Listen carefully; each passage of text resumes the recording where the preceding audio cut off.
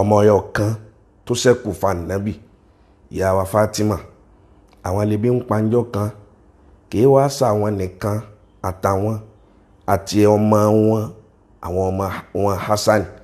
àti Hussein wọ́n jẹun fúnjọ́ mẹ́ta wọn ò róúnjẹ jẹ fúnjọ́ mẹ́ta. Ibi yìí wá pọ̀ débi wípé ọkọ wọn Sayyidina Ali karramallahu wajha àwọn náà wọ̀ tún wọ́n wò sí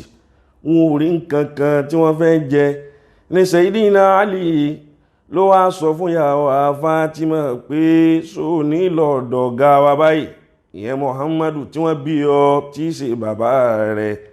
kó lọ yọjú sí wọn bóyá wọ́n tiẹ̀ ní nǹkan tí wọ́n fún wa tá jẹ àtèmi àtiwọ́ àtàwọn ọmọ.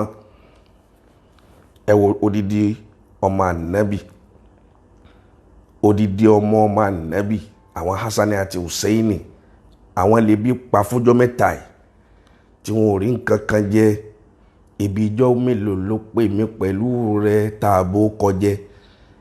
ibi ijọ́ mélòó ló pè mí pẹ̀lú rẹ tá dìdàkudà ibi ijọ́ mélòó ló pa wá